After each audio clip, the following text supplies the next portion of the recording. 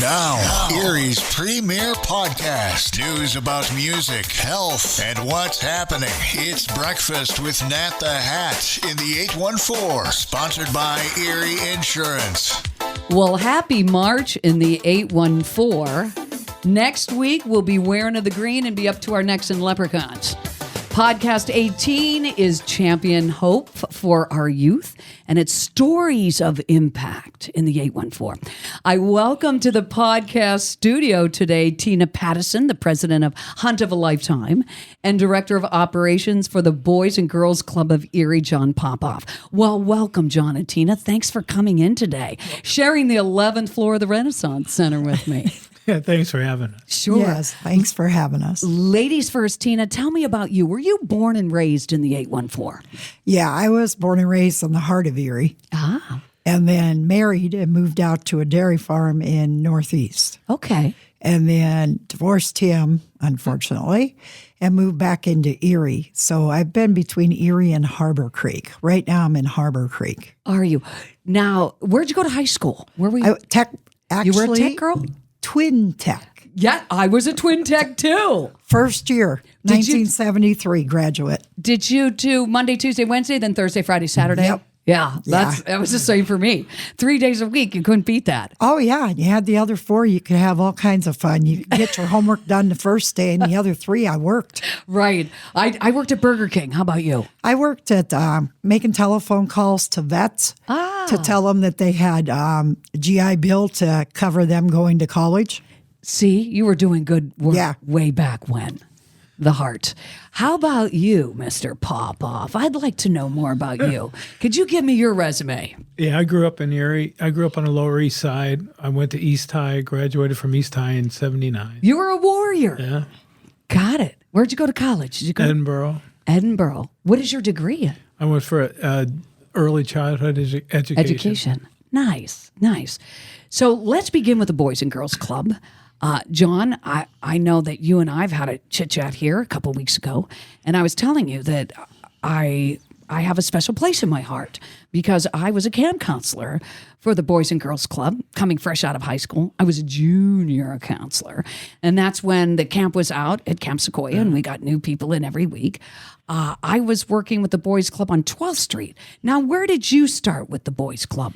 Well, I went to the club as a kid. I went to the 7th Street Club. Where on 7th Street was it? It's right where the Erie Insurance, their new building is. If you on the south side of 7th Street. Got it.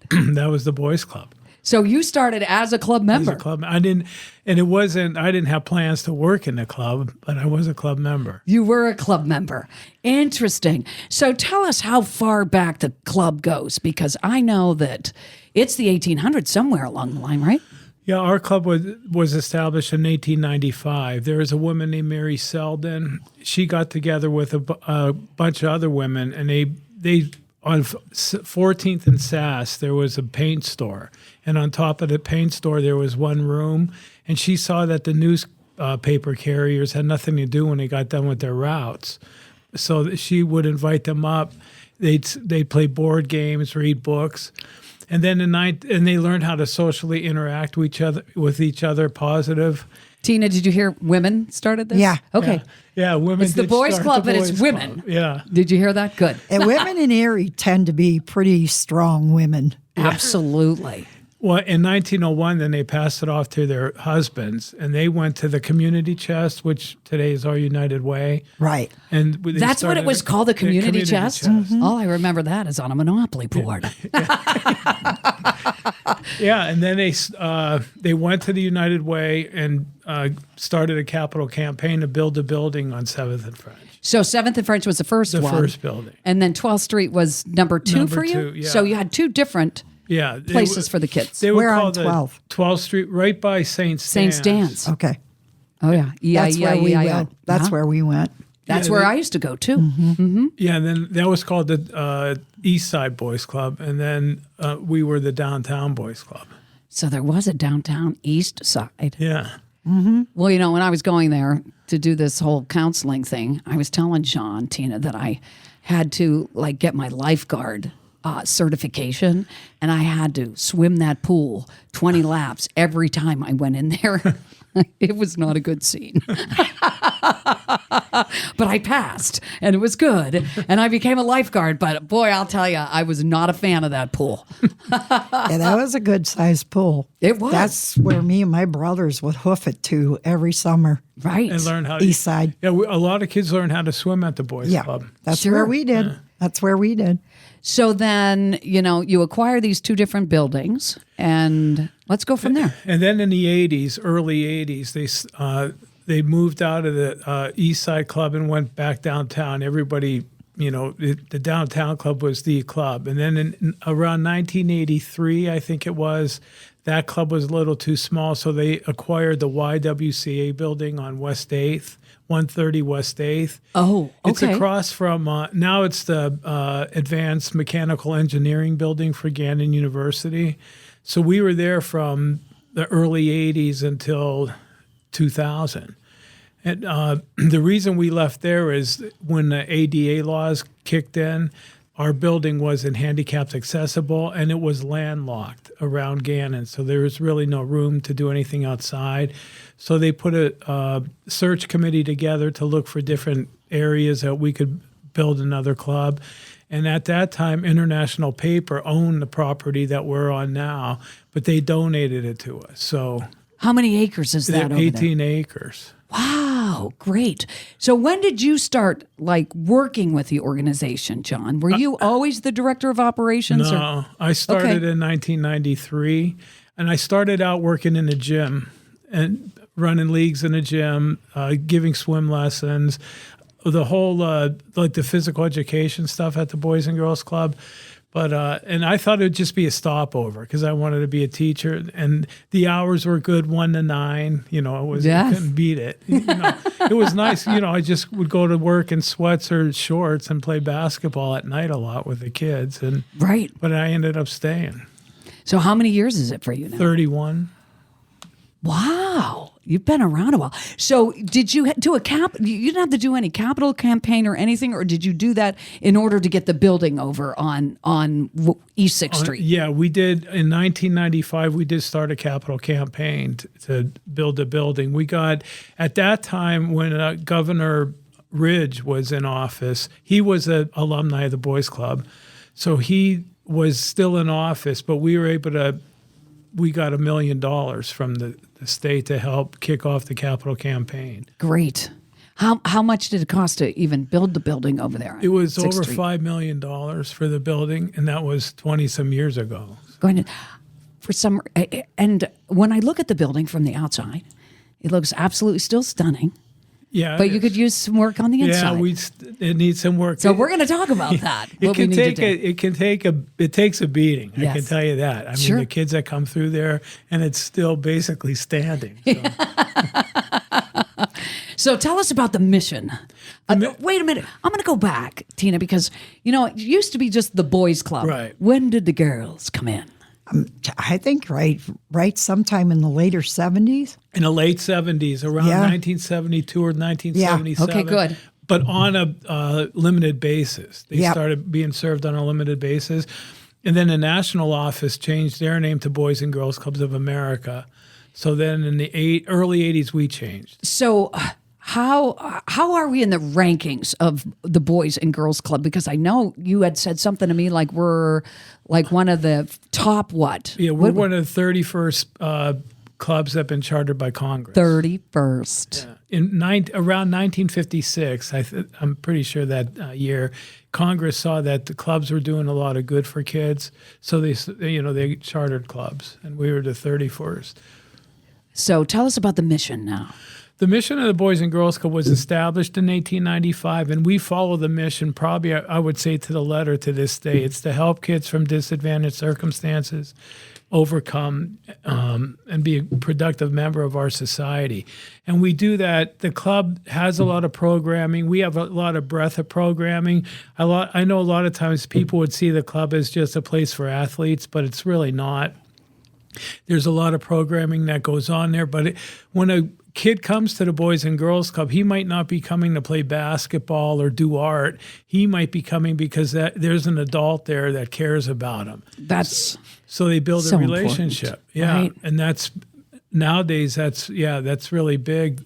And a lot of kids like that. And they know that it's safe there and it's consistent. They know that every day after school at 3 o'clock that the Boys and Girls Club will be open. It's not like, I've seen kids in a past where maybe they would go home at night and get evicted from their residence or wherever. So it's not like that at the Boys and Girls Club. And they know that, So there's no early morning stuff. It would just all be right afternoon, afternoon, school, after school. And how late are you open then? We're open to 7 o'clock. We used to be open a little later, but around 7 o'clock we close. The time we're open is really, research always said that that's a time where juvenile crime is the highest, like from 3 to 7 o'clock. Gotcha. So you're open from 3 to 7. How about the summer? Do you do more in the summer? Yeah, in the summer we're open 8 to 4:30. Okay. And then in the summertime we offer breakfast and a lunch. During the school year we offer a dinner. We have a dinner program. And it's funny now because when I first started at the club, a lot of the kids would say, hey, when's my swim time? When do I get to go in the gym? A lot of times now it's when is it time to eat? Because it's realistically to say that a lot of the kids that come to the club, after they leave, that might be their last meal until they go to school. School the next day. Right.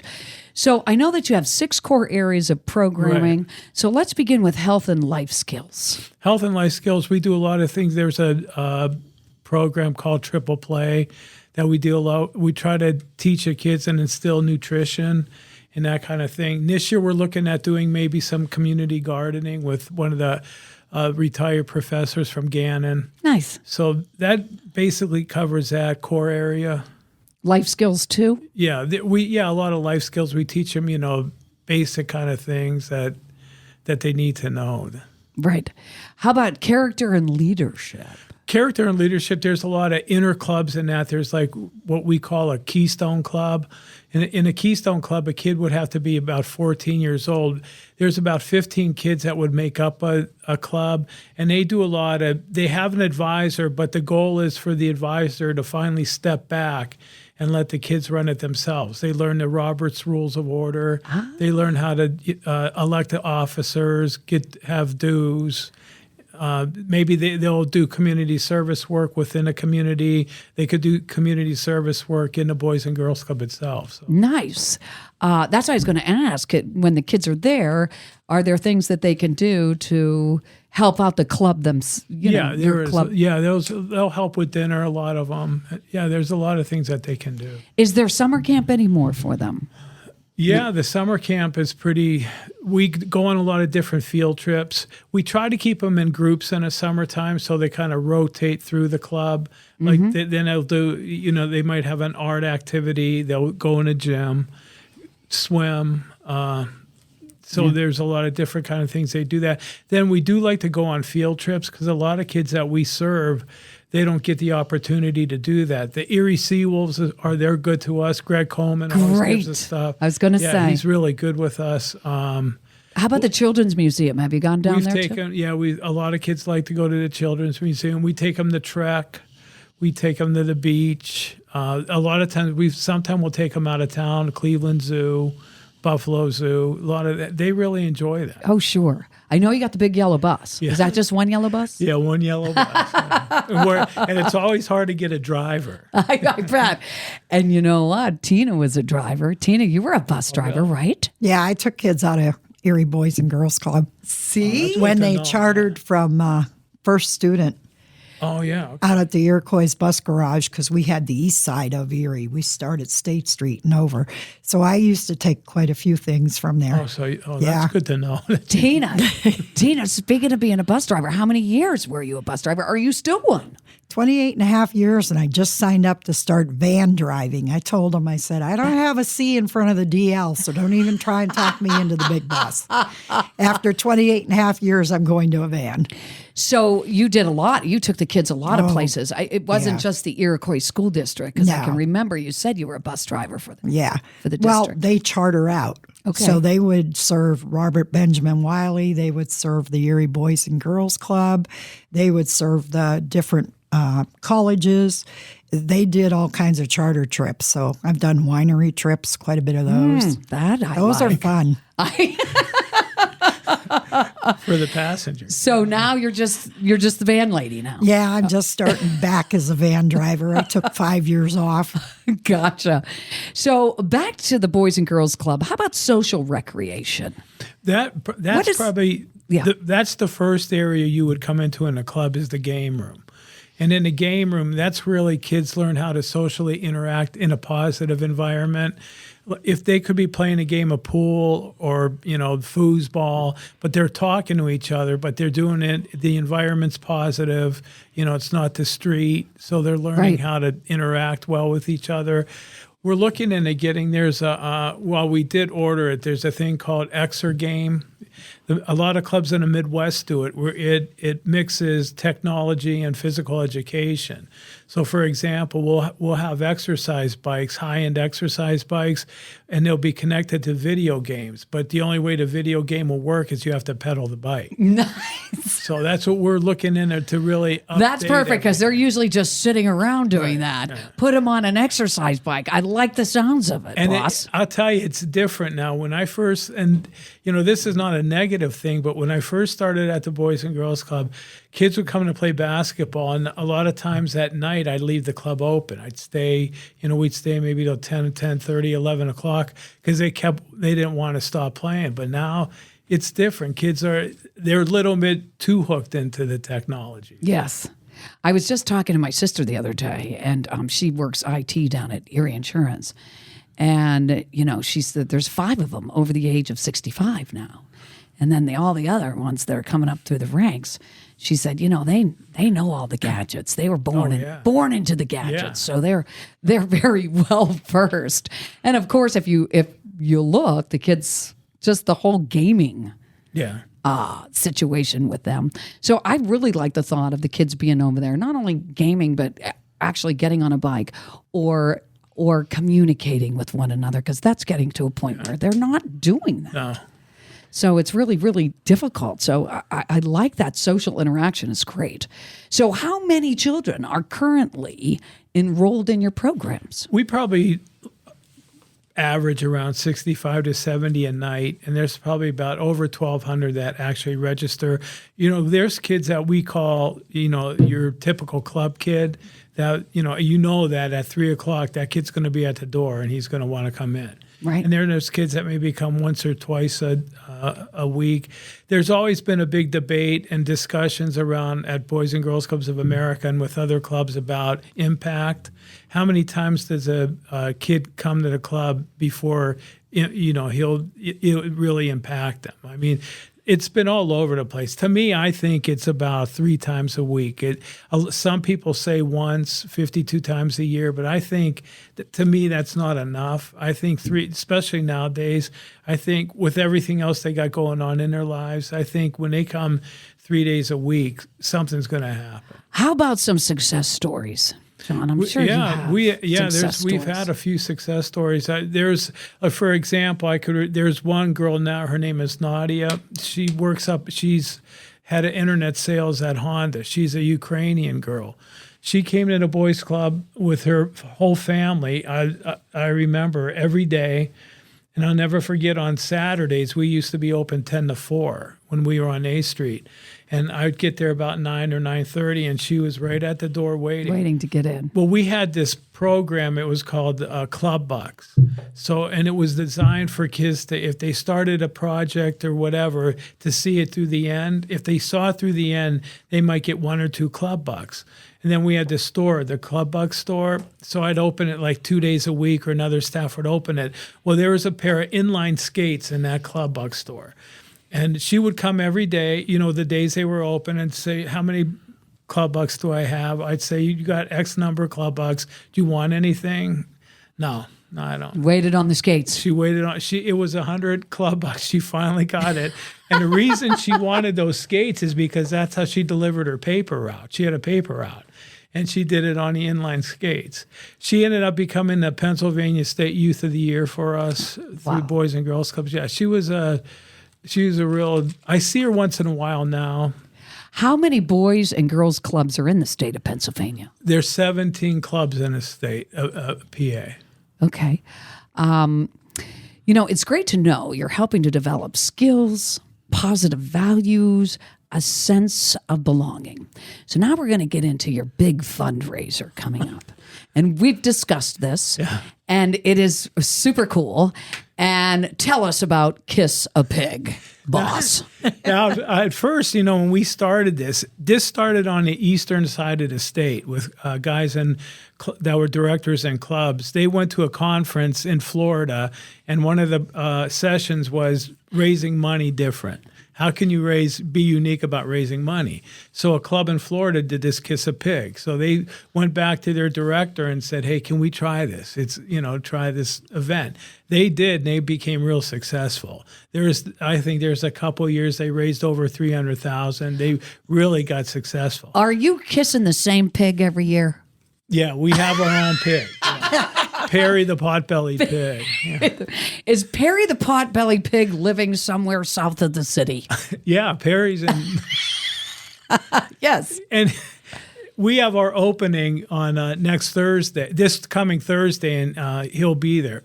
But what it is that we have candidates. We have 8 candidates right now. Tell me who's part of it. Do you have? Yeah, Are you going to get your phone out? No, I have to. I wrote it down because I can't remember all the time when people ask.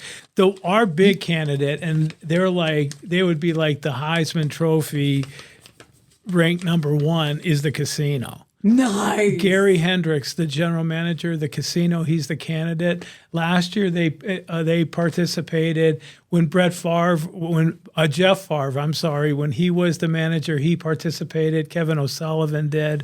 They raise a lot of money. I mean, they're good, and they're into the mission of the Boys and Girls Club. They really believe in it, and they think the club does wonderful things. They're great to work with. Right. Then we have Brian Bolash from Erie Insurance.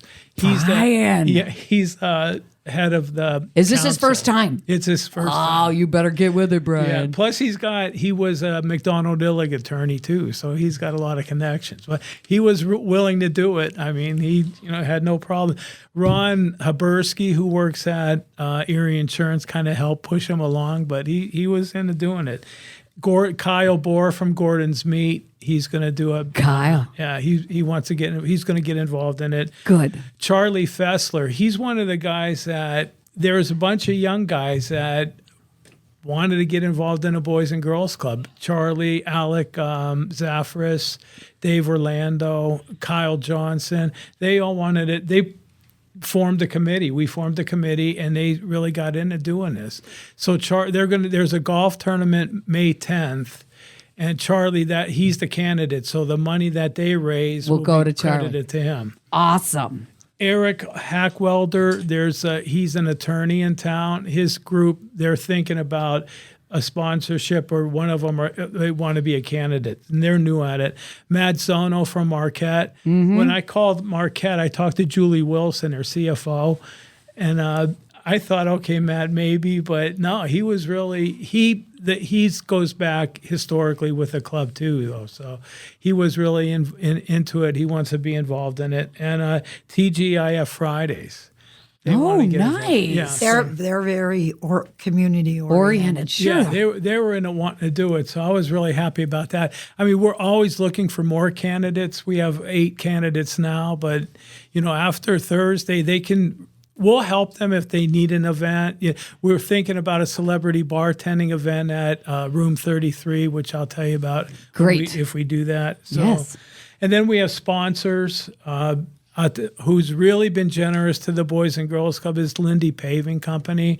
They're a company out of Pittsburgh, but Owen McCormick kind of connected me with them. So that really helped. They help us at Christmas time.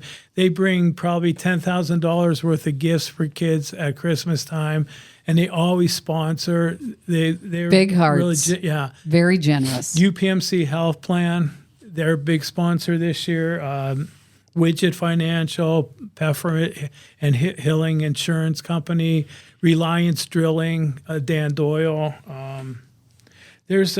We really got. You've got some heavy hitters. Yeah, they're always willing to help, but we're always looking for more. Right? Absolutely. This money helps. So this is year 10? Yeah, year 10. So what did we do in year 9?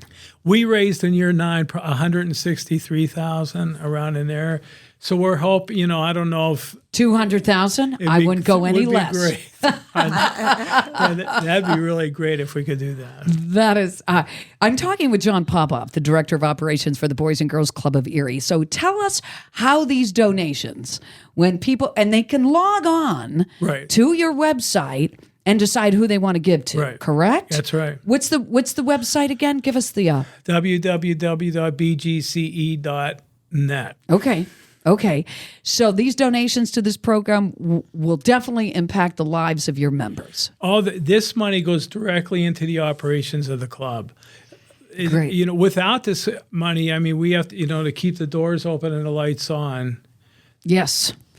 Are sponsorships available? Yes, they still are. So what levels are you at? There's $5,000, $2,500, $1,500, $1,000. Okay. And you'll get, with each level, we have sponsorship boards that they'll be at all the events. They'll be on the radio. We'll talk about. I know we're starting to Thanks push. to you. Yes, we're going to push some people that way, and hopefully, I can ring my old morning show partner to be involved. I think we've got that covered. So it looks like Mojo McKay might be, and then my band is working with one of Jack Stevenson's bands. So we're looking at getting some things done for you. When does the campaign end? We usually end around the last week, second to the last week of June. And the reason we like to do that is because to get the money in accounting wise, to get it in the fiscal year. So it always helps out that way. But that's when it ends. Right. So that's so it's Kiss the Pig. Harry. And then now, is it the top three that get to kiss this? Yeah, usually the top three will get to do it. And Perry usually comes, he wears a tuxedo. Perry does? Yeah. Awesome. Tina, have you ever kissed a pig? Many times. I worked on a dairy farm for 7 years. Right. So and this would be easy for you. I raised the pigs. Well, when I was in Harrisonburg, Virginia, and did a Relay for Life team, we had Kiss the Pig at the Rockingham County Fair, which is like one of the top fairs in Virginia. So to say that my lips hit a pig's lips, I would have to say yes. Thanks, John. Now I'm going to turn things over to you, Tina, the president of Hunt of a Lifetime. And Tina, you spoke at a Niagara network. We do once a month, and it's nonprofits that all get together. And you came and you inspired me over all the things that have been going on with your organization since the beginning. So I would like you to tell me how your nonprofit came to be. I recall the bus. I recall people giving you money. Tell me more. My son Matthew had gotten cancer, went into remission, went out of remission, and did a stem cell transplant. So when he did his stem cell transplant, I asked him, I said, Matt, what do you want to do? I said, if you could get the wish of your lifetime, what would it be? And Matt said, I would love to go on a moose hunt in Canada. Don't ask me why he said Canada, but he said Canada. That's where the moose are. That's what I thought. We got them in Maine and Vermont, too. That's what a Hunt of a Lifetime's all about, That's right? it. Yes. And so I said, okay. So I went to the organization, and they said he was 18, and they do under 18. So there is a national Hunt of a Lifetime, right? You're looking at her. You are the national. Sure. I started Wow. it. It's based out of Harbor Creek, out of my house. I built an office on the front of my house, so everything started in Harbor Creek, and it stays in Harbor Creek. How about and when you started out, and I recall you talking about the 501(c)(3). Yeah, Is it C3 or 3C? C3. C3. And you had said to me, Natalie, I was doing my school bus stuff. This was going on with your son? Yeah. At the time? When he got in the stem cell transplant, he went out on his trip. He passed away 6 months later after he got his moose. Well, all my fellow bus drivers, when somebody's, in the bus company has a problem, they get a sympathy card and they collect money. They collected $104. That was April 28th. Well, about the end of May, I said, you know what? I can do this for other kids. I raised 6 boys in the hunting and fishing industry. It can't be that hard. It can't be any harder than what I did with Matt. So I went down to the county courthouse and I filed for a PA chapter. June 4th, I had the $104 my fellow bus drivers collected for me. Walked in there, it cost me $100. Just enough. Just enough with $4 to spare. Turn around and use that, 2 of that for the notary for signing all the paperwork. So I had $2 left over when I was done. And then it kicked off so well June 4th that by August 2nd, we were national. What year was that? 1999. Wow. 1999. So you've been doing this a long time. It'll be 25 years this June and this August, depending on which one you want to go by, PA chapter or IRS. So when you talk about and that you are national, tell me more about that scenario. We have ambassadors. Some of them are actually parents of children that went out.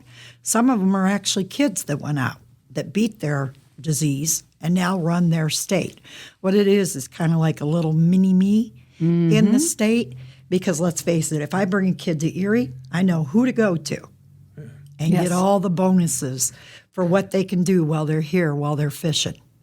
I know all the fisher captains down here and who to approach for a free fishing trip. This year we had a little 4-year-old that had 3 brain surgeries before she turned 4. And one of her wishes was to fish. The other one was to hunt. So we sent her out in Stowestown and then brought her up here to fish. Yes. But they're mini-me's, and what they do is because it's easier when you're local to find help for a kid's hunt or fishing trip. They run that state. They get all the contacts. I give them the kid, and then they put the hunt together or the fishing trip together. So what happens is that they call about a child that wants a special wish, a hunt of a lifetime. Yep. And then you give it to whatever state. Are you in every state? We are in every state and 4 provinces in Canada. Wow. And we actually have a Spanish foreign exchange student that stayed with us that'll take care of anybody that wants to go to Spain. Mm-hmm. And then we have a guy that takes care of Africa. Unfortunately, he just passed away. He was up there in age. He started right from the beginning with me. And then we have a few other folks that spread themselves between more than one state. Okay. So how many people are involved? How many mini-me's do you have? How many mini-me's? Yeah. Probably about 50. 50. To 100. They're different levels. Not all of them are getting the title ambassador. They work in their state, but they don't want that whole responsibility. Right. So they help me, but they don't want to step further up and be called an ambassador. So we just call them a committee member. Mm-hmm. So if you count the committee members and the ambassadors, there's about 100. So it started with Matt. Started with Matt. Your own son. Yep. Wants to go up and kill a moose. Yep. Up in Nordic, Alberta, Canada is where he went. You know, I went to Canada specifically looking for moose. Both of you, I'm telling you, it is beautiful. It's beautiful. It's a beautiful area. I was so far back in the woods. Like I thought, will I ever get out? You know what I mean? And I saw only moose poop. That's all I'm going to say. But I know they're there, right? Right. Right. Well, we took our... Acadia. I believe I was at Acadia National Park. Yep. Yeah. Yeah.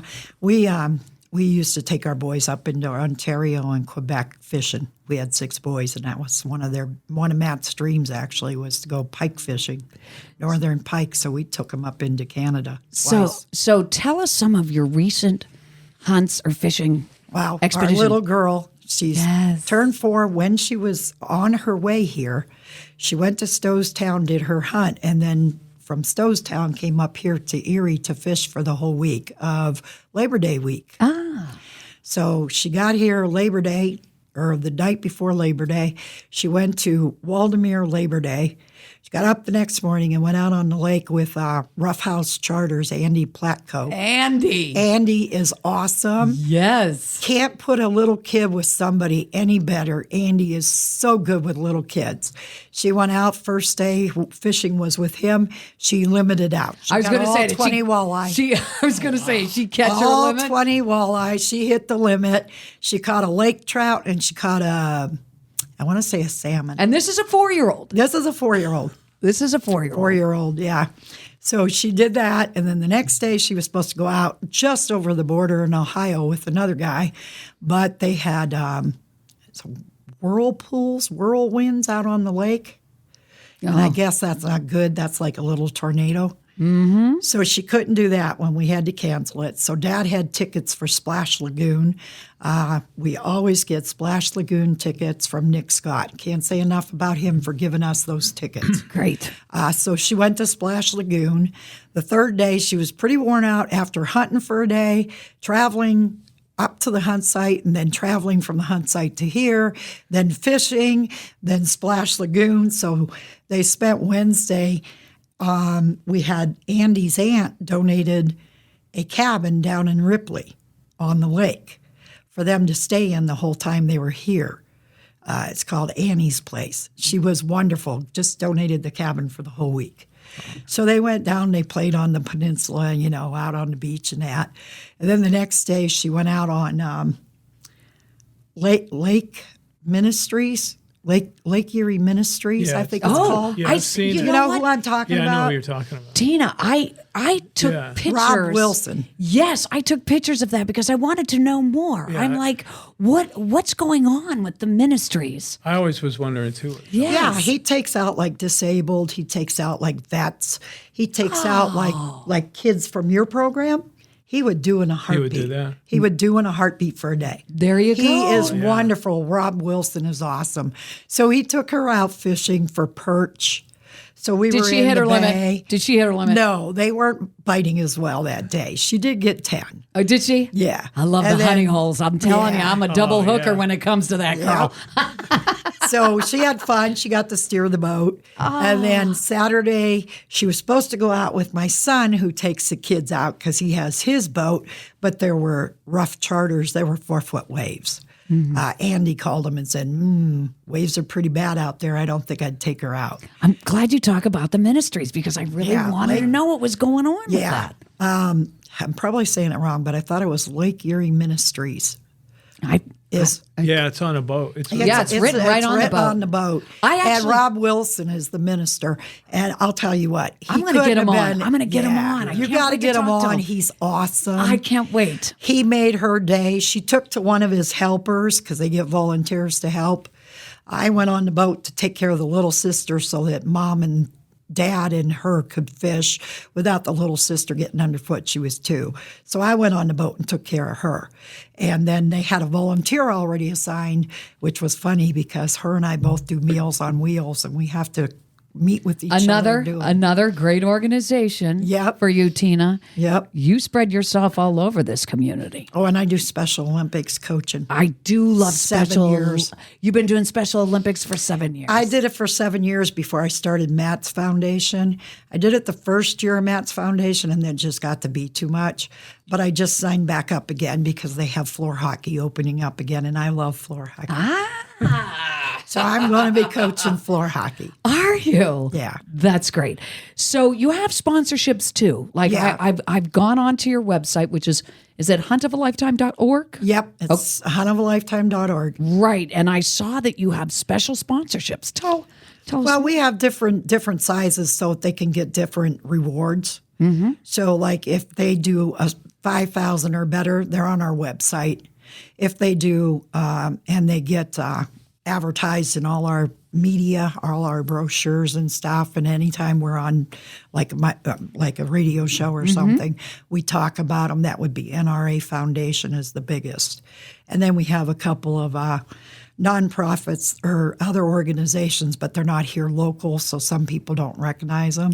But the New York Conservation Officers does a bowling or a golf tournament for us every year and raises $20,000. Great.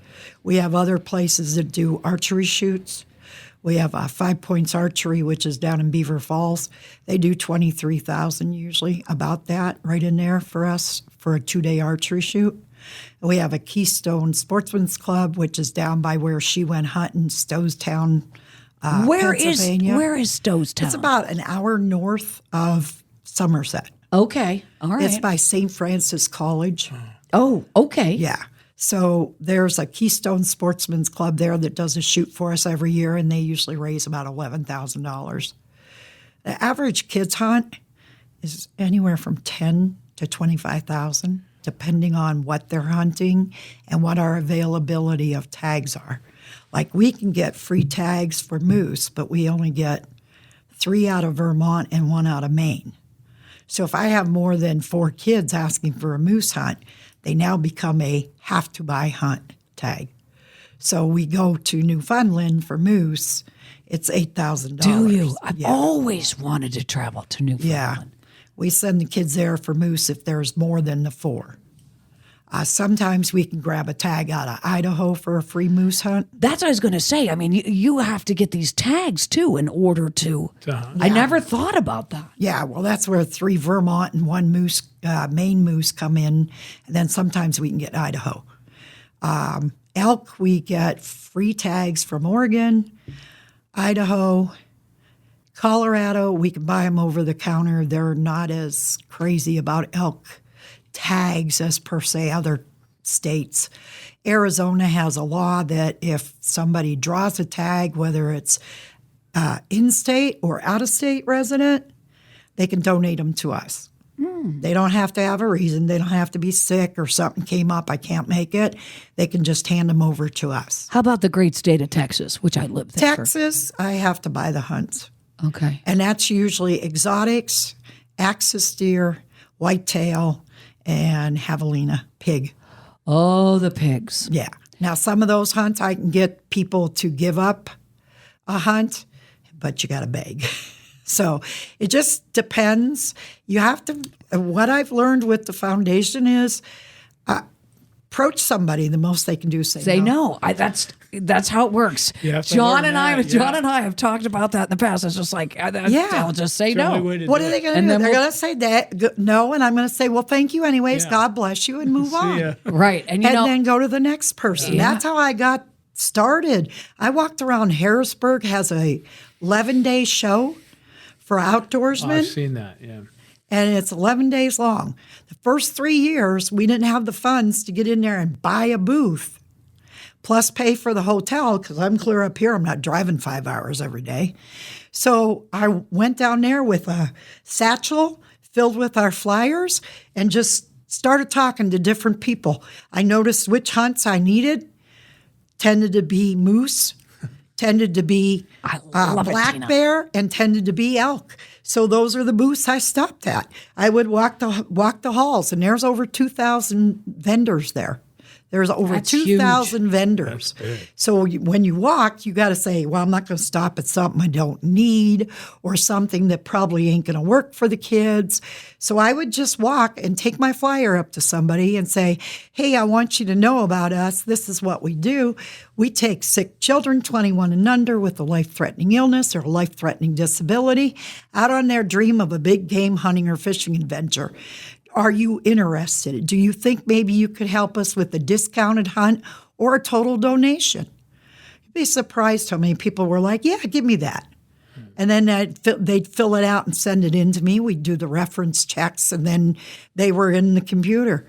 But somebody said, well, weren't you afraid they'd say no? And I said, then I just thanked them and moved on to the next one. Right. Yeah. I said, that's the only way to get it done. And you've been doing it for how many years now? It'll be 25 this June and this 25 August. years, hunt of a lifetime. You know, I noticed on your website, too, you have memorials. Yes. We have people that will call up and say, can I donate in memory of my husband?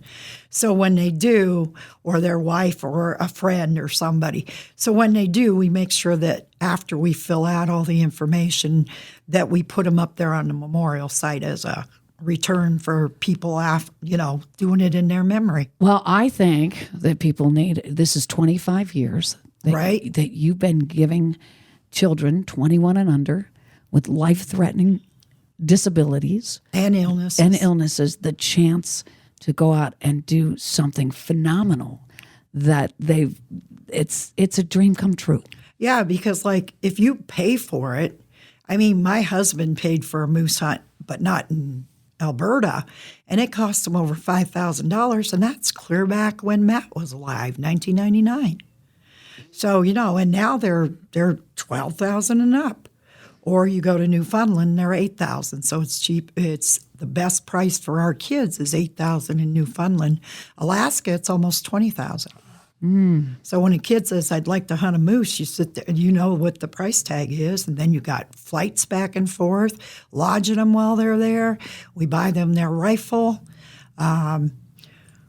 We process their meat. We do their taxidermy. They get a free shoulder mount. If they want anything bigger than a shoulder mount, the parents will pick it up. But we give them a free shoulder mount. We we take their harvest and we get it all processed and shipped back to them. So it's exactly what my son was given. What everybody did for my son. You have and it didn't cost us a darn thing. I said, that's what I'm paying forward. And that's what we do for the kids. All those things are included in their hunt. So, I mean, it's straight from the hunt itself to processing that meat to giving them a mount, just everything.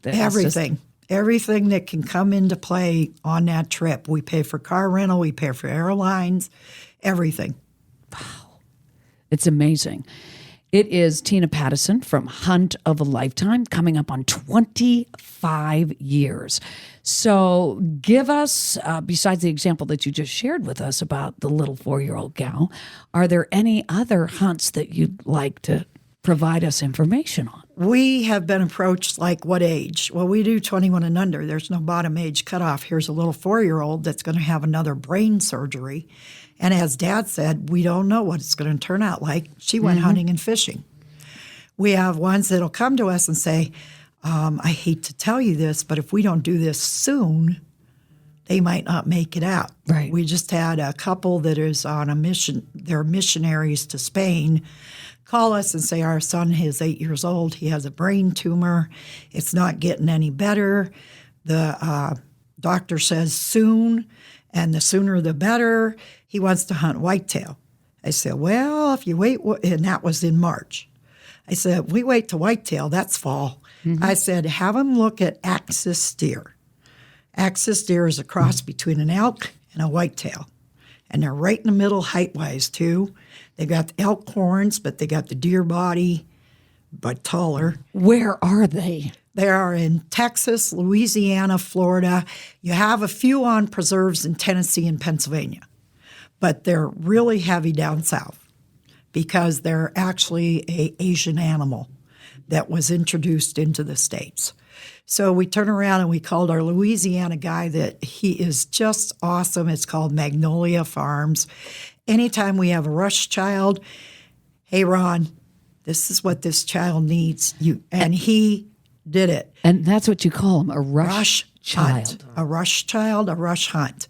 We made it happen in 3 days, not 3 weeks, 3 days. Ron says, yep. Ron picked up their airline for the whole family. There were 2 sisters, mom and dad. As we do it, we do the youth and 1 parent. That's how it happened with Matt, and that's where we go. So we can make sure we do enough kids by not taking families, because then it just gets ridiculous. So he paid for the whole family to go, their airline, their car rental, their lodging. The hunt was on his property. The animal was free. Ian got down there, did his hunt, got back home, passed away 8 days later. So that's a rush. That's a rush. A rush hunt. And we have done them. We have done so many in 24 years that it's the norm. You know, people call and say, can this happen? I'll make it happen. You just tell me what they want. And then if it's an animal that's too far out of season, then I take them to the ranch they're going to go to, which is usually Magnolia Farms down in Louisiana. And I'll say, go on there and look at the animals he's got there. Ask your child if he would be interested in one of those. And usually they'll say, yeah. But, so you have to kind of like persuade the child to change the choice a little bit depending on the season to fit getting it done before something happens to them. Those are rush hunts. Tina, 25 years. And you're a national organization. Yeah, and it's right here in Erie County. And it's right here. You are right here, living, breathing right in front of me right now. How incredible. Thanks. I hope that, there's something special lined up for you for 25. Anything special? Well, just more funding because we just keep getting more and more kids because we just keep getting more and more known. So we have them coming from all over the United States. We've had 4 Canadian kids, actually. Do, like with the fishing, because I know we have such a wonderful time here fishing. Do you bring a lot of them here? I've had how many? 7 or 8 here that have asked for either perch or walleye. As soon as they say perch or walleye, I'm on the phone. Do you want to come to Erie? They're like, well, I said, if you come to Erie, I can guarantee you a day at Splash Lagoon. Oh, perfect. See? Incredible stuff. The ship, what's it called? The Niagara. No, the other one. Oh, the scallywag. The one for dinner in the rowboat. Oh, the Princess. Princess Victoria. Princess, yeah. Victoria Princess. Oh, that's great. All I got to do is call them and say, hey, I have a kid in town. What day do you got open? Or what day they got open? And they'll say, okay, tell them to show up. Just tell us Hunt of a Lifetime. They'll take the whole family. They'll take the whole family out on a dinner cruise. And they have always taken that child up to the top and let him steer around the bay. Oh, nice. Which is like sometimes the big thing to the kids more than the fishing that they've done all week. Yeah. But yeah, they take them on a dinner cruise. This is my favorite area to bring them to because I have Victoria Princess, I have Lake Erie Ministries, I have Andy Platko with Rough House Charter. We had Ken Nolf that was out of Pittsburgh. Unfortunately, he got cancer. He just is getting back on his feet, so he'll start coming back. He'll start taking them out. I have a son that has a boat, so we get him to do it and for the a ministries. Day. Yeah, so it's like this is my favorite place to bring them to because they can get out and do some other stuff other than just fishing for a day or two. When I send them to other places on a charter boat, whether it's ocean, lake, or river, you get maybe 1 or 2 days. Here, I get them out 4 or 5 days. Nice. Because I get them on the perch, I get them on the walleye more than once. Darn good food. That's it. And then we get all the locals around here. Yeah. Different ones will donate. So it's like perfect place to bring them to. Yes. I know which captains to go to. I know which you are well things. Connected. It's Tina Pattison, president of Hunt of a Lifetime. 25 years celebrating this extraordinary national organization. Now, where can people learn more and donate? huntofalifetime.org, www. And they can get right on there?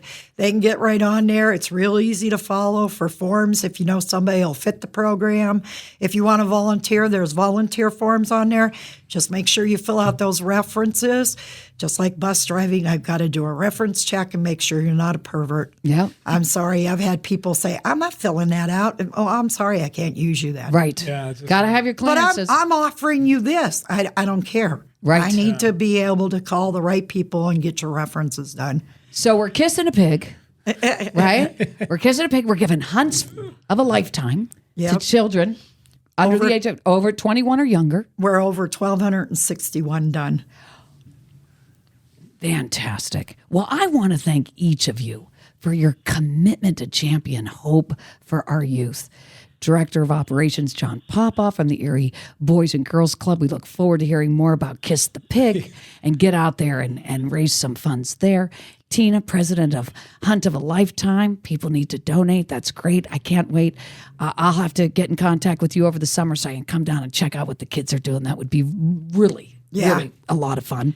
And thank you both for making a great impact in the 814. And it is Dr. Seuss's birthday this weekend. So I want to share a quote from the doc before I let you go. And Doc says, from Horton, here's a who. Don't give up. I believe in you all. A person's a person, no matter how small. Thank you. Make it a great week in the 814. You've been tuned in to Breakfast with Nat the Hat in the 814, sponsored by Erie Insurance on 88.5 and 102.7 LECOM Radio.